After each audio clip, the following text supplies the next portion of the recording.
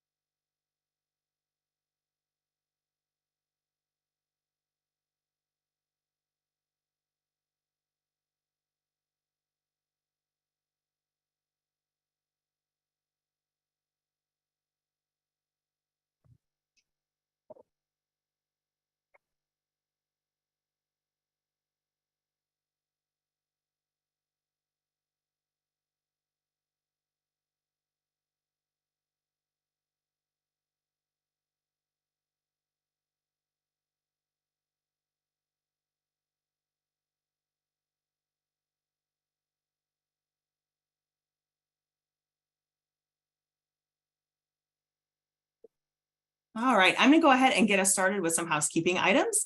My name is Tiffany Winrick. I'm the Education Chair at LRW, and my co-chair, Christine Khalil, will be tag teaming at the end as well. So as we get started today, just a few reminders. As you are getting situated and joining, there are two ways to listen. You can join with your computer audio, which is the default, or you can select the little headphones icon and switch to get a dial-in number if you prefer. You can submit questions at any time using the Q&A tab on the control panel as well. Christine will be keeping an eye on those, and we have some time set aside at the end for questions. And a reminder that this is being recorded and it will be available later on our website. And we do have a code of conduct here at LRW. And as always, we expect all meeting participants to be respectful and considerate of one another. And some unacceptable behaviors are listed here on the slide. And if you do have any issues, which we don't foresee, please email webinars@railwaywomen.org and we will address those.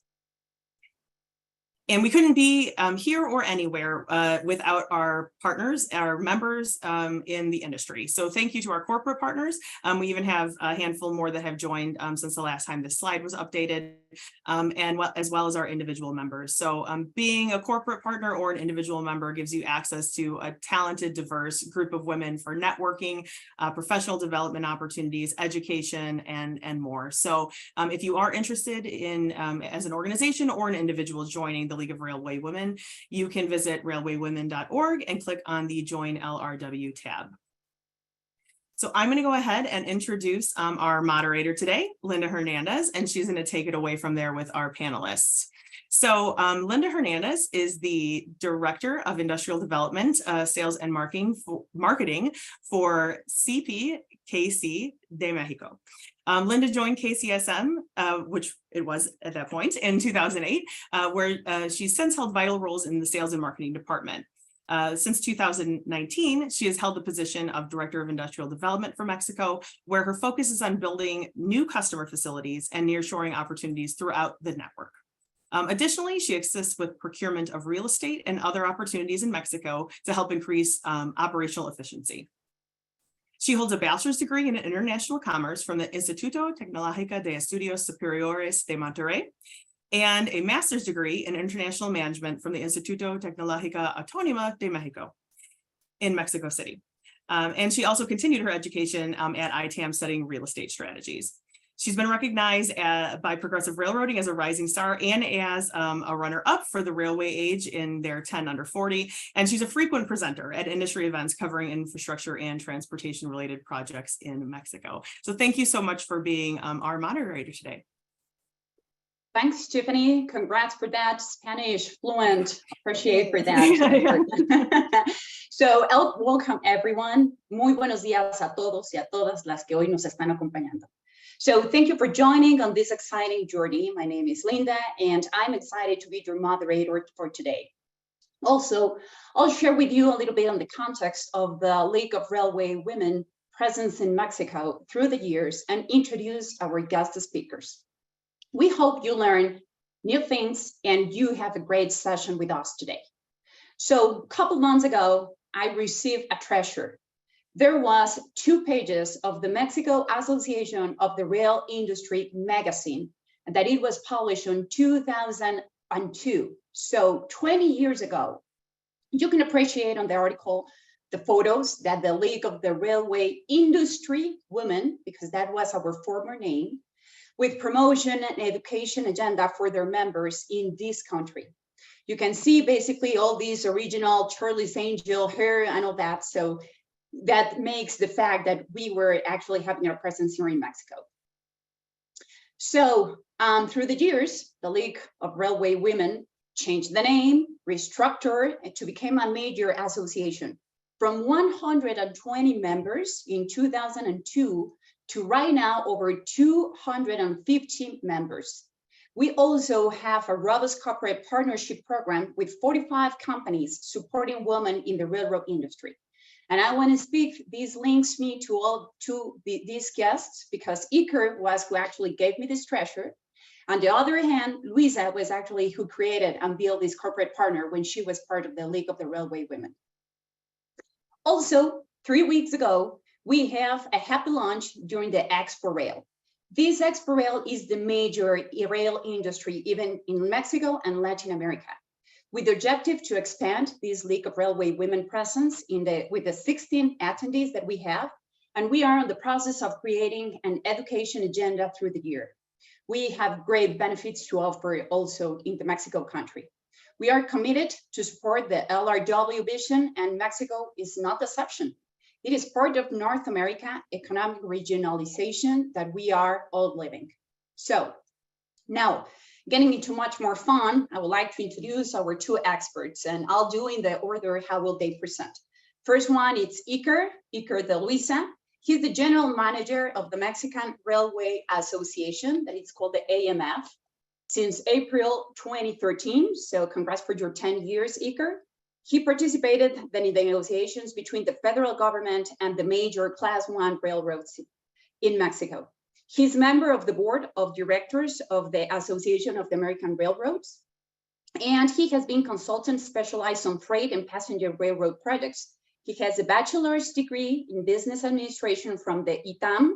I'm sorry, Tiffany, I did not go for the long name, but it's basically the ITAM is a think tanker in Mexico. He also has a PhD in economic development from the University of Birmingham, and he has a diploma of global logistics from the California State University in Long Beach. I'll go and proceed with Luisa, so I do not interrupt them while they are presenting. Luisa Fernandez Wiley, he's the Assistant Vice President of the Policy and Economics Department at the Association of the American Railroads, where she leads the economic and statistical analysis on a broad range of issues affecting the freight railroad industry. Luisa designs, implements, and manages all data modernization that supports the AAR's research and analysis goals. Luisa is an expert indeed in the Mexican freight rail and the regulatory matters. Luisa holds an MA in the economics from University of Missouri, Kansas City, and in business and economic forecasting from Kingston University, London. And she also completed Michigan State University's Railway Management Certification Program. So, and now, without further ado, let's start. Iker, it's your turn, please. Many thanks, Linda, for the introduction, and I would like to thank the LRW Board of Directors for this invitation. I'm very grateful in my life to have had very successful women at work. My mom, my sister, my wife, in many occasions have been more successful than my dad, my brother, and myself. So if I can help in any ways in my professional activities to empower women at work, I'm available for that, and that's why what's the purpose of joining AMF, joining the League of Railway Women. Well, after this brief introduction, we're going to talk about Mexico and how's our freight rail system and also transit. So who we are at the Mexican Association of Railways, AMF, we are a smaller version of the AAR, APTA, and the RSI Institute all combined together. So our first group and the founders of the association is Freight Rail. It's the two class ones, Grupo Mexico, which has a class one and a short line, and CPKC, now the Canadian Pacific Kansas City new company after the merger 2 weeks ago. So again, we have two class ones in terms of the US format of how it's described or classified a class one. Then we have 4 short lines and regional railways, Ferroismus, Coahuila Durango, Baja Railroad, and the short line and terminal of Mexico City, Ferrovalle. And then a new project, which is run by the federal government, and in fact, it will be operated by the Mexican Army, the Ministry of Defense, and that's the Tren Maya. It's mainly a passenger project, but it will have also freight capacity. If we can go to the next slide, please. Our second family of railways in Mexico is the passenger trains and metros and commuter services. So we have 6 agencies. They are basically from state governments, most of them. One is a concession, and they run in the 3 major metropolitan areas. This is Mexico City, Guadalajara, and Monterrey, with different technologies, light rail, heavy rail, commuter, or interurban, intercity train, as it would be the Mexico-Toluca passenger train, which is under construction. And then we have 3 tourist trains, 2 very known, the Copper Canyon. This is the Chepe.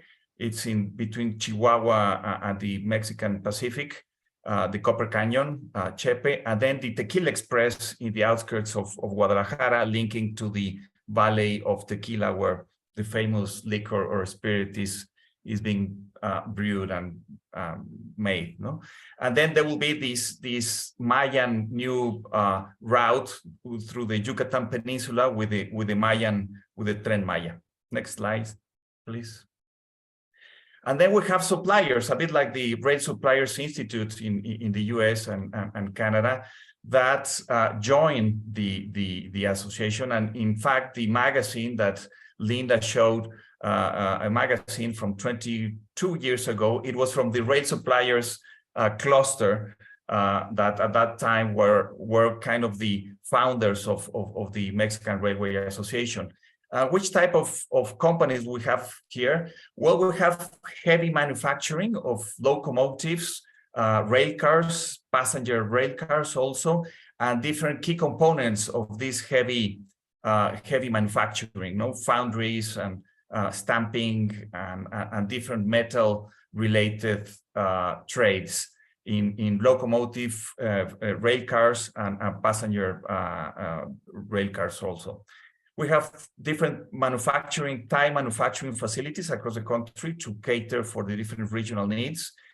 We also have not the manufacturing strength, but the commercials arm of different sales or sales representatives that they represent a number of American, Canadian, European companies that they have technology in signaling software and a number of different products for infrastructure, rail cars, for dispatching, and so on. No? So we have from heavy manufacturing and some light manufacturing, also to different representatives of sales representatives of different brands that many of them are members of LRW, as I just saw in the opening slide. And then we have very talented people, very talented companies in terms of consultancy services with different focuses, being on civil engineering, mechanical engineering, electrical, electronics, environmental, legal, economic analysis, all different studies, research that the trade, that the rail freight and passenger transit needs as to grow, as to modernize, as to optimize operations. No, so there's a good bunch of consultancy services in Mexico. Some of them will be Mexican companies, and some other would be, again, representatives of US, Canadian, or European companies. Next slide. So this is more or less who we are, the industry as such, and the Mexican Railway Association. And this is a picture that we always like to show, the incredible integration that in North America we have in freight rail. Canada, the US, and Mexico is a unique regional railway infrastructure that it is very powerful in terms of the scope and the integration of the three countries. And why is this? Because we have the same standards, the same specifications for building, constructing, and maintaining our infrastructure in the three countries, being ARIMA, most of it. And then on the mechanical and operational point of view, being an AAR segment or group of standards and specifications. So we talk the same language in terms of practices, best practices, requirements, standards, specifications. This is the key factor for me that explains this integration, this commercial integration, or this operational integration, is largely due to this fact that we have the same point of origin in terms of standards and best practices, and it's continuous. No, this is given, but also it's changing every day with different operational challenges that we have, and different technologies, new technologies and innovations. No, so this is incredible, this integration, and it's a unique regional integration worldwide.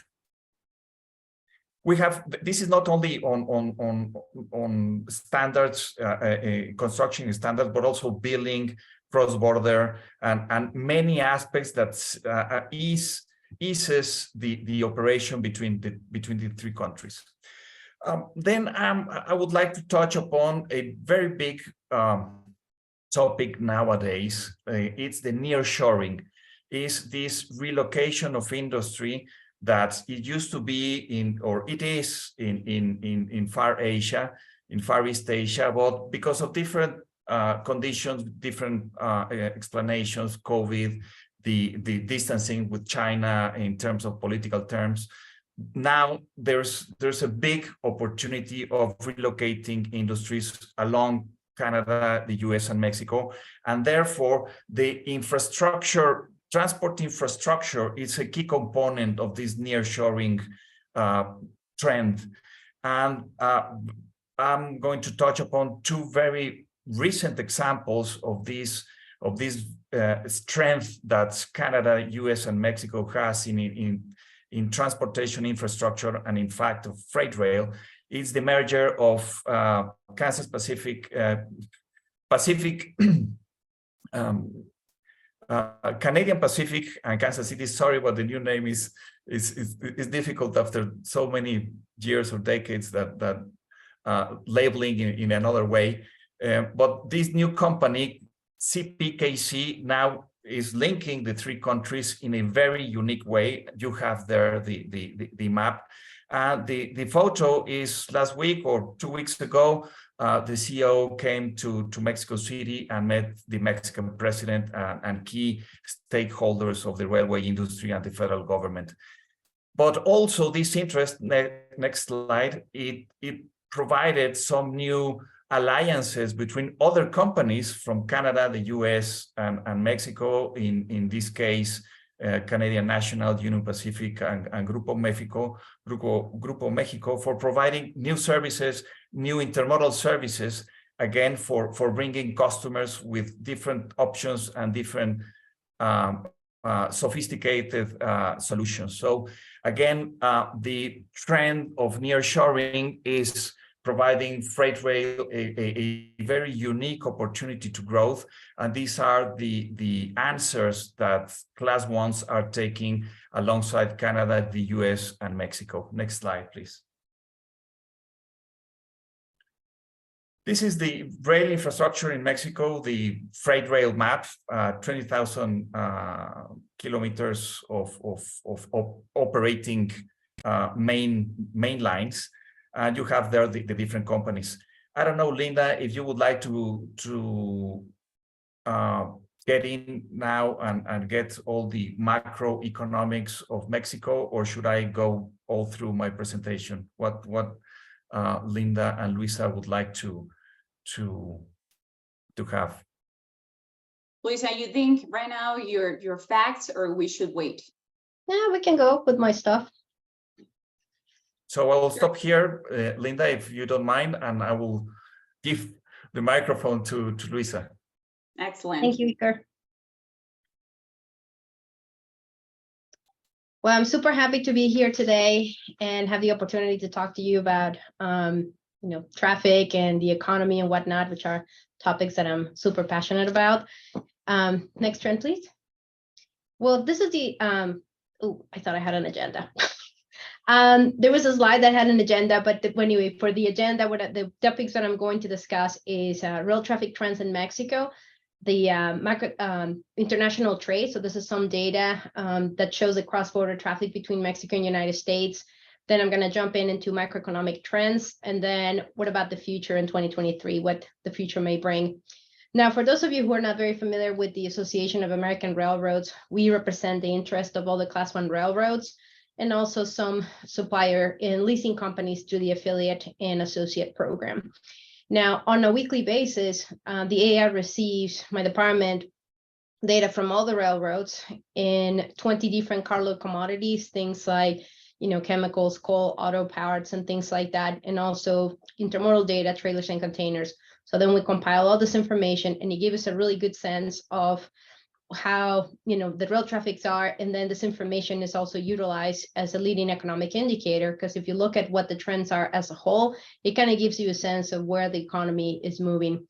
So for instance, in the month of April, the total carloads in Mexico declined 2.1%, and it's actually been doing really well. And the main reasons why the carloads decline is because some of the groups like metallic ores and non-metallic minerals were actually which are big parts of the carload business in Mexico, had massive declines, and because they had huge declines, they just drag all the total carloads. But one of the areas that are actually really healthy are the auto industry, and I'll talk about that in a little bit. Next slide, please.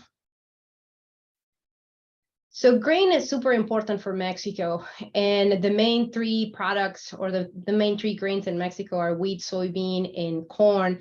And you see that there was a decline in the month of April, and that particular decline was due to a decline in soybeans and corn movements. And now, when you think about the grain movements, 60% of the grain movements are generally for domestic consumption. So that's kind of, when you think about these grain movements, that's kind of how they're utilized or consumed in Mexico. Next, please. Now, chemical carloads, you might wonder, what is this humongous decline here? That is actually, it's a holiday. That was Semana Santa, so Easter holiday in Mexico. And it impacts this particular industry very differently than the other ones, because I'm sure you noticed that the other two charts did not have that huge decline. And you can just see that it just bounced back the week after. So there was an increase of 10.8%, and the main driver for the chemical increase is actually sulfuric acid and plastic resins. And sulfuric acid is actually utilized for the production of fertilizers. Next, please. Now, this is one of my favorite charts, motor vehicle and parts, just simply because it is so shocking. During the pandemic, the auto industry was actually not considered essential in Mexico, but it was considered essential in the United States. So it did remain open, but that was not the case in Mexico. And the movement, the level of movement that we saw, or the lack of, was so low that it almost reached the zero axis. And that was actually quite shocking. But now the auto industry is doing really well. And one of the reasons why it dragged a few years back, it's related to the shortage of semiconductors. And the semiconductors actually go in pretty much every single thing you can think of for your cars, the info systems, the braking systems and whatnot. So there was this massive shortage because during the pandemic, we were all cooped up at home buying, tablets, computers and whatnot. So generally all these semiconductors went towards that effort, not so much for the production of vehicles.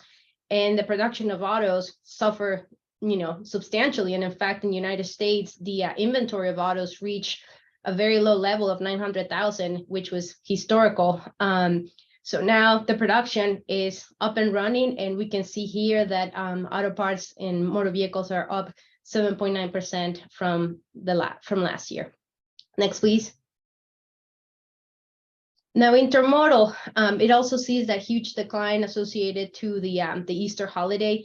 It did decline 13%. And one of the reasons why intermodal is declining, not only in Mexico, but also in Canada and the United States, is so associated to consumer behavior. When you think about the products that are actually shipped by containers, are things that you and I buy, furniture, clothes, toys, tablets, things like that. And during the pandemic, there was an increased demand for these type of products. And as things kind of stabilize and we gotta kind of get the swing of things, there's been now a decline in intermodal and also a lower demand for these type of products. And in fact, many companies right now are trying to wind down their inventories. So they're not ordering as much. So according to many other economists, this is moving towards a more stabilizing type of trend, as opposed to the knee reaction trend that we had back in 2020 and 2021. Next, please. Now, moving to international trade, I came across these really useful charts from the Bureau of Transportation Statistics, that is through the Department of Transportation. Next, please. That actually shows the international trade between United States, Mexico, and Canada.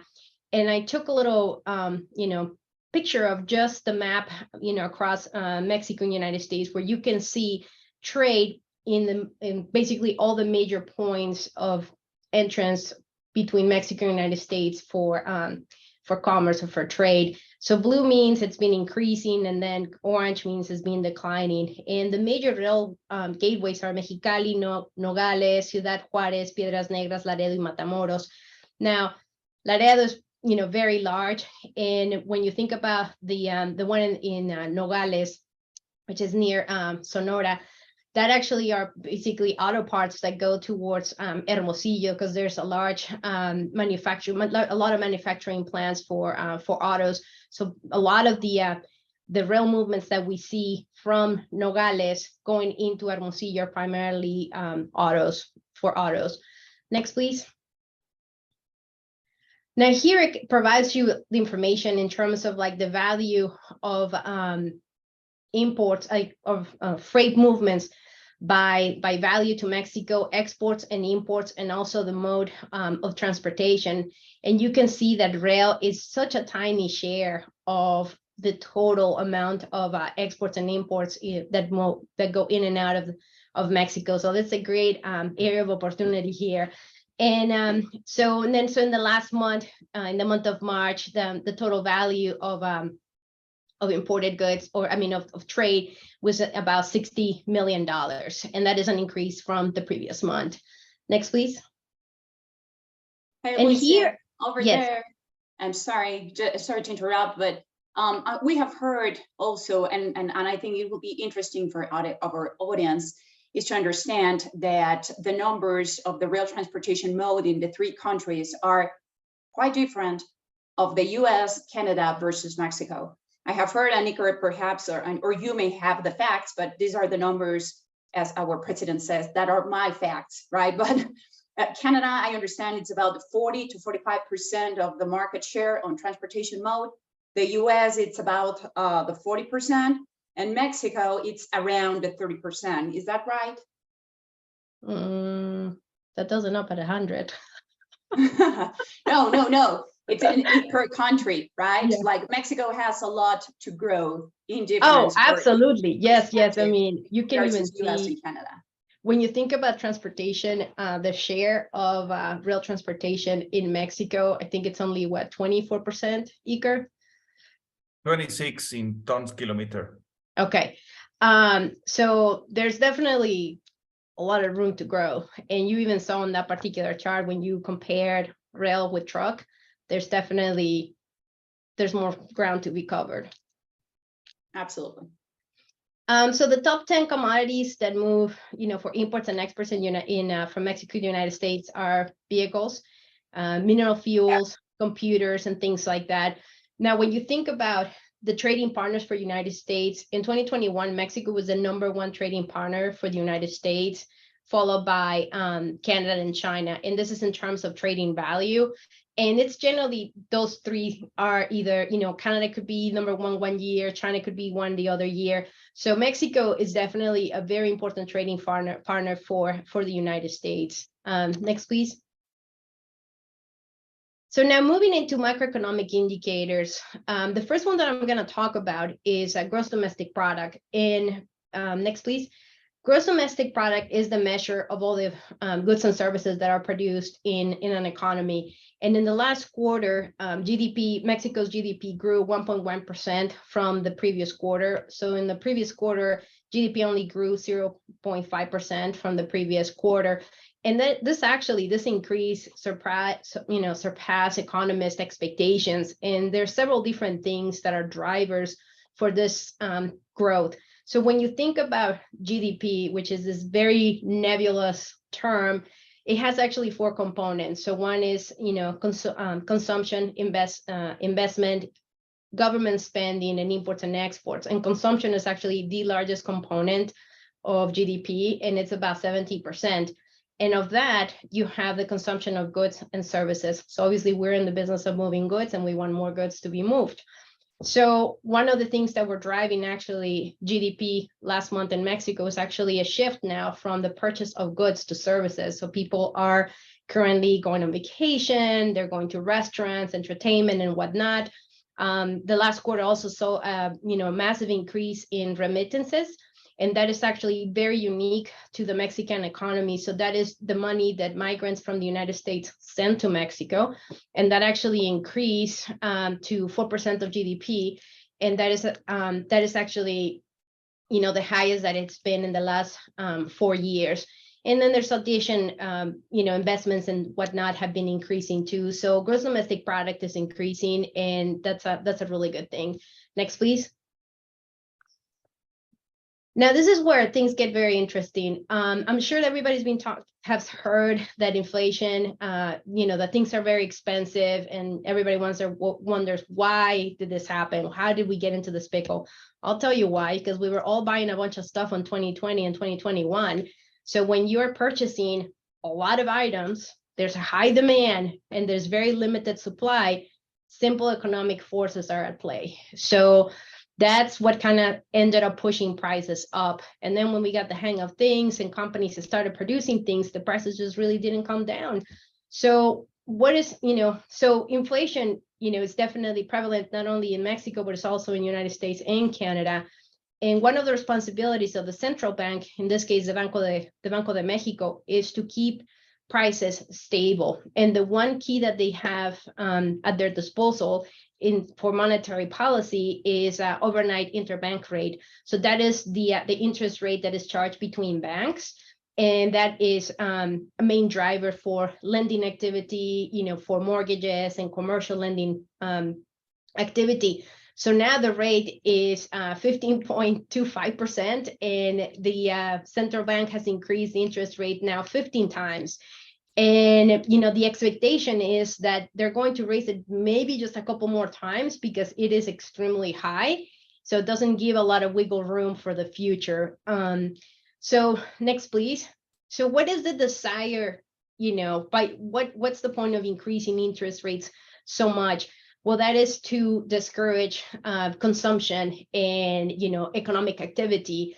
And also and as a result, that is going to reduce inflation because you're not going to be buying as many things or going out and, going to a restaurant and things like that. So since they started increasing interest rates, the rates have been declining. So you can see that in the last month, in the month of February, it was down to 7.6%, which is, a decline from the peak at 8.7. Next, please. Now, what would 2023 bring? And I put together a lot of different economic forecasts on some key economic indicators that I thought would be a little interesting. Next, please.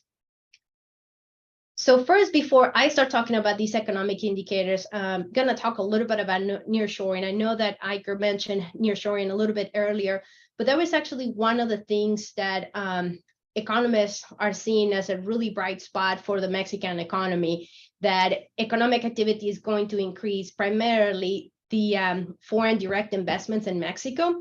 And there's not a lot of data on the foreign direct investment. And the information that I found was this survey that was of information that the Banco de Mexico conducted, and they surveyed all these different businesses, and they were asking them if they had seen an increase in the demand of services because now they have operations in Mexico. And as you can see across several different sectors, the consensus is yes, there is now a higher demand for products and services because we have operations in Mexico. Now, the benefits of nearshoring is, U.S. companies are moving their operations and their production closer, to their manufacturing hubs. And that is because of all these different reasons that Iker mentioned, supply chain disruptions, the COVID-19 shutdowns in China, soaring shipping rates, geopolitical uncertainty with, Ukraine and Russia. There's also the tariffs that they were imposed in China, which made all these different products expensive. But Mexico is very attractive because of the proximity to United States. Also, free trade agreements like the USMCA. And another important factor is labor shortages. One of the major challenges that a lot of industries suffer here in the United States or are experiencing is severe labor shortages. And that is one of the reasons why also Mexico is extremely appealing. Next, please. Now, in this particular chart, it also shows a little bit of that foreign direct investment. And you can see at the far right towards the axis where it says 2022, you can actually see that it is increasing. And that's a really good thing. And you can see that, in the past, up to 2020 was decreasing, but now it rose to 31.4 billion. So there is definitely, this is one of those factors that show that the future for investments in Mexico is really bright. Next, please. And then, as Iker mentioned, with the mergers, with the CPKC merger that connects all North America, and then also the, the Falcon Premium with the other railroads, these two examples are infrastructure projects in Mexico that are going to be very important for nearshoring. And freight rail definitely is critical to global competitiveness, simply because not only because it's environmentally, sustainable and so on, but these are areas that now projects that are going to help increases nearshoring. So with the Tehuantepec Istmos Rail Corridor, there's going to be all these industrial parks that are going to attract additional investment. And then in Nuevo Laredo, how I mentioned earlier, that is one of the major rail gateways. There's now the construction of another bridge that is going to allow increase of double capacity. So that is also really good for nearshoring and the movement of goods. Next, please. And last but not least, these are macroeconomic forecasts that I gathered from a variety of locations. So Moody Analytics is, an economic consulting firm, and they're looking at an increase for GDP for Mexico of 1.2%. The OECD, that is the Organization of Economic Cooperation and Development, they see about 1.6. The International Monetary Fund, 1.8. So if you were to take an average, you're looking at maybe 1.5, 1.6% increase from the previous, from the previous year. And that's actually really good because it gives you a steady, sustainable, growth rate. And, you can see that 2024 is also, forecasted to also increase around 2%, which is also really good. Now, in terms of other economic indicators that are super important for Mexico is, like I mentioned, consumption. Consumption is going to be declining 2.8, and you can see that the previous year was 6.1%, and that goes back to consumers adjusting their expectations and their behavior. So instead of consuming more, now they're probably shifting their preferences or saving more, and also because of high inflation. The unemployment rate is going to increase a little bit in Mexico, and then light vehicle production, because of all these semiconductors that are now widely available, is going to increase vehicle production. Next, please. So what are the main takeaways? So there's going to be a slow economic slowdown in Mexico in 2023. So we're just going to see an increase of like 1.8, 1.9%. Now, remember, I said it's slow down, not recession or anything like that. And, again, take all these, forecasts with a grain of salt, because forecasting is not an exact science and things can change very quickly. Inflation is high, but it's declining, so that's a really good thing. Rail infrastructure projects, are very critical to global competitiveness, and nearshoring is definitely a bright spot for the Mexican economy. And that's all I got. It's terrific. Thank you very much, Lisa. Absolutely. It's very hard taking your note about the nearshoring to have like a hard data.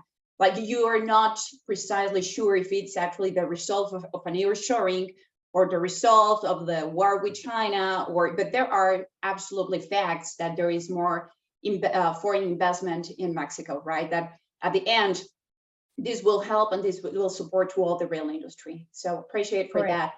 So I will invite right now to all our attendees that are joining today, if they would like to post any question or any concern that you may have for Luisa and Iker.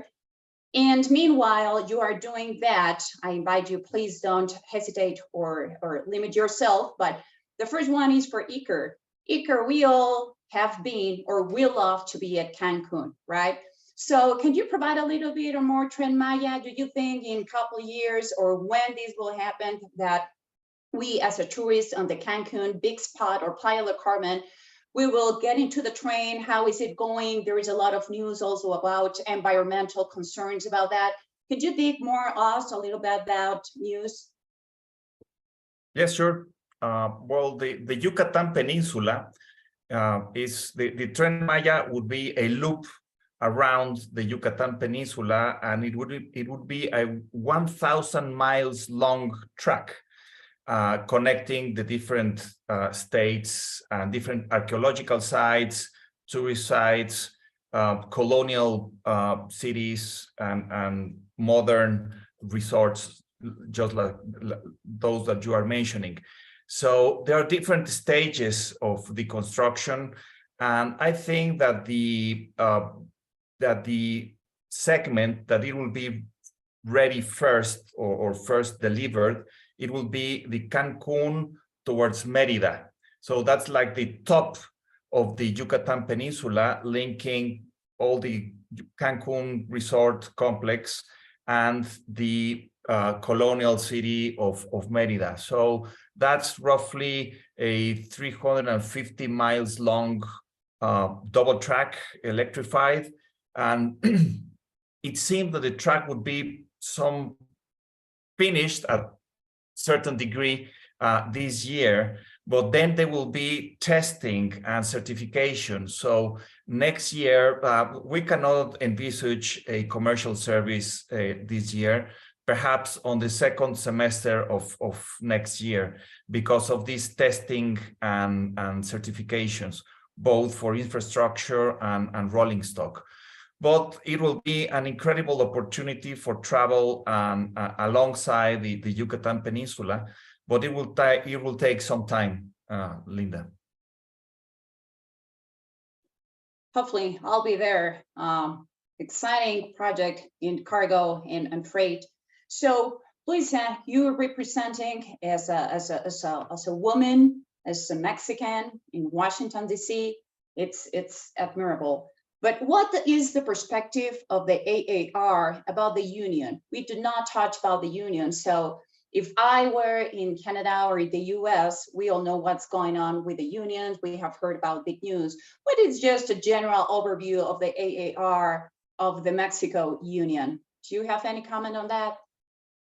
Well, I think I'm the only one that has had any exposure to Don Victor, but I believe that probably Iker has a better answer to the view of Mexican unions in Mexico. I can only speak on unions in the United States.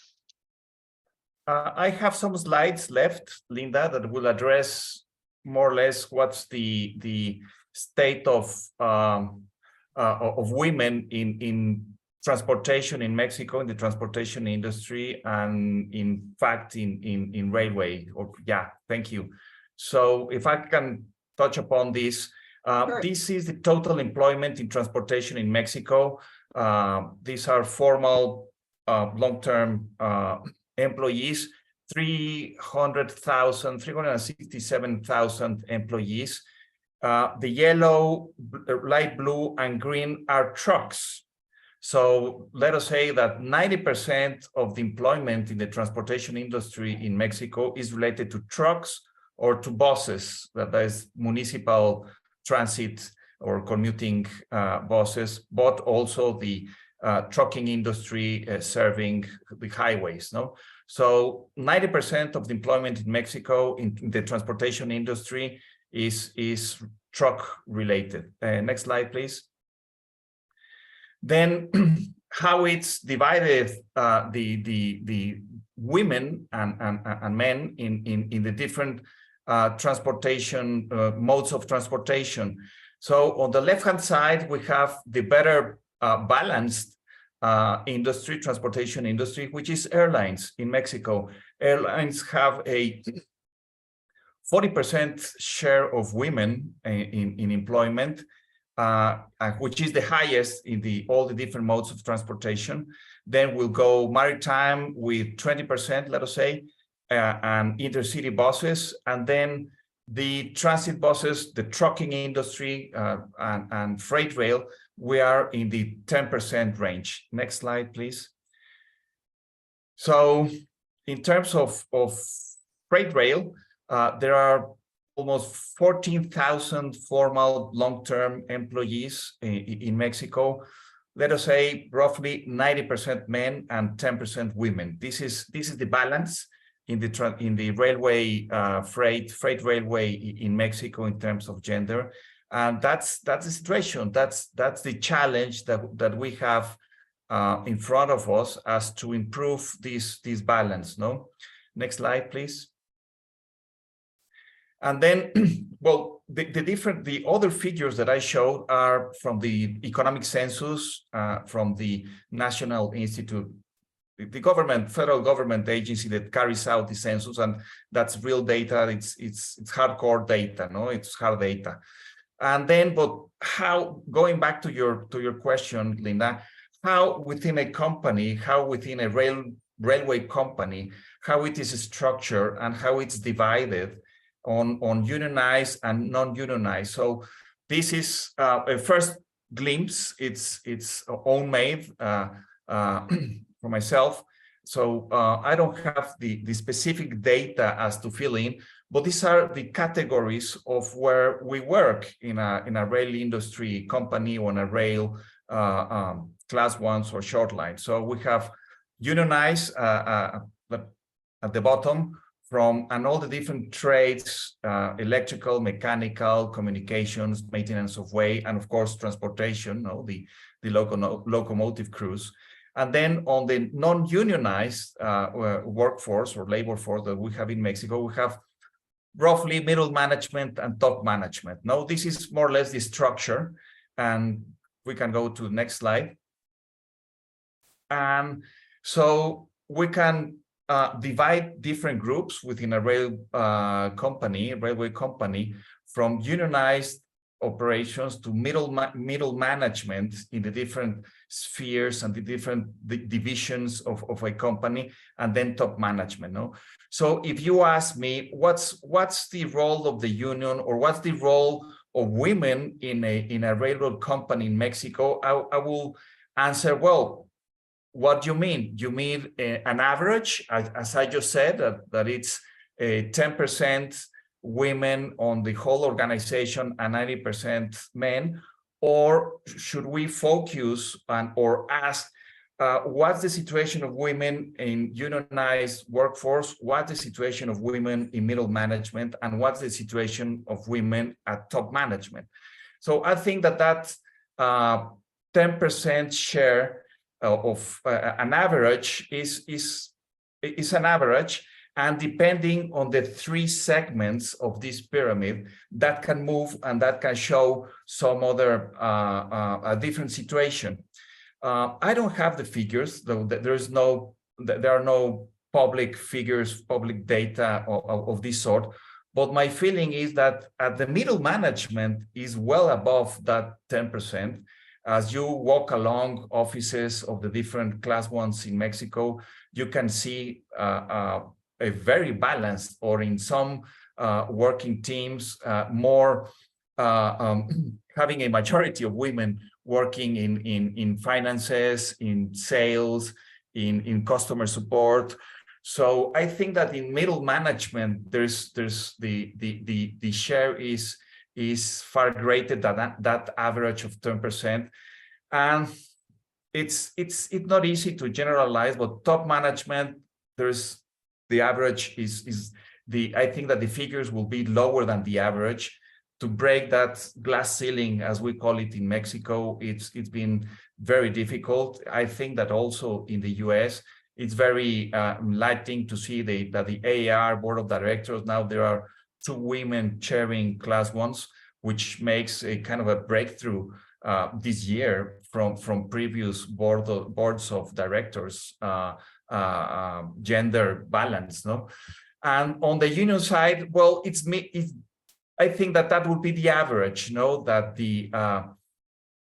But that's a challenge. So this is a general view for answering your question, Linda, of how we are on the gender issues within the union, within middle management, and within top management. I think that it's very, very important presence of women is found in railway companies at the middle management, and we have to keep on working there.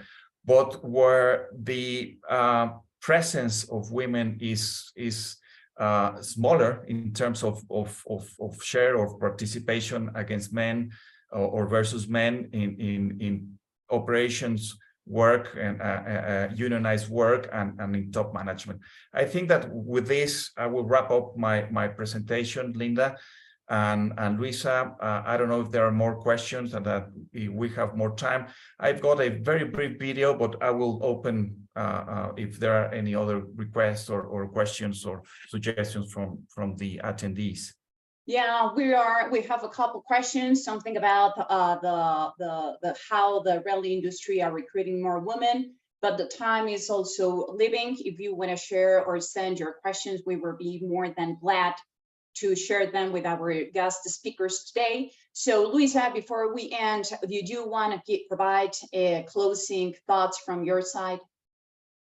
Yeah, well, first, I'll just very quickly mention what the railroads are doing to recruit more women. So one of the things is that they're partnering, the Class 1 railroads are partnering with organizations like the League of Railway Women. They're also reaching out to groups like, like say, for instance, the women engineers of X, Y, and Z university. So they're working together with a lot of colleges and universities, and they also have created a lot of employee resource groups within each company. And that way that women that are currently in certain companies, they have additional resources and support. They have, a network that they can, go back to for guidance and whatnot. Now, for my closing thoughts is, there's the economic growth in Mexico looks good. There's a lot of different, factors that are going to make Mexico, increase in terms of productivity, and it makes it more attractive given all this increase now of shift of foreign direct investment to Mexico as associated to nearshoring. So that's all I got. Excellent, lively. Thank you very much. Girls, I don't know if we have still two minutes left for Iker's video. If we do, I think from that we will wrap up. You can help me, Tiffany, please?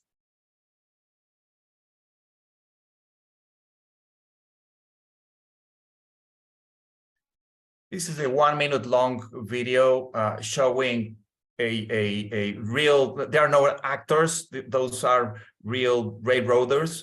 And well, this is a train departing a port, and this is the dispatcher. This is the two types of middle management and locomotive crews unionized, and that there are this gender difference in Mexico. That's the way it is. I think that's the challenge. No, so we have here the two-man or the two-person crew managing a train on a siding, and the dispatcher is guiding the crew as to what to do. No, and that's the coordination between a train and in fact there are two trains, and the dispatcher accommodating these two trains along a siding. No, so this is actual footage from a real life freight rail in Mexico, a real railroaders performing their daily work. And you can see there the presence of the gender presence, the women at work, at middle management in the dispatching center, and operations carried out by men. If we can improve this, if we can open opportunities, that's the challenge. And going back to a previous comment by Linda, I think that the challenge that we have in Mexico now is gender issues is a very top of the agenda of private sector companies, also from the federal government. So I think that our challenge, Linda, from LRW Mexico and the Association of Mexican Railroads and the AR would be, how can we build upon different single or independent policies or tools or individual efforts that many companies, many associations, many individuals are bringing, and how we can group these different individual efforts as to find kind of a synergy and bringing a greater growth and greater presence of women in railway in Mexico. I will end with this. Absolutely, sir. And the LRW is here to help to educate, cultivate, and help to improve the industry results through the women. So appreciate, Lisa and Iker, your time this morning. Hope that you attendees have a great time, that you learned something else. And I just turn it quickly to Tiffany so she can wrap up and end this webinar. Great to talk to you today. Thank you. And thank you again to our two panelists and our moderator, who is also a director at large with the League of Railway Women. So if you are a member in Mexico and you're wondering how do you get involved, or you want to know more information, please don't hesitate to reach out to either Tiffany, myself, or Linda. Before letting everybody go today, we just want to remind you of some of our upcoming events. So the first is taking place next week on May 16th, which is a coffee conversation.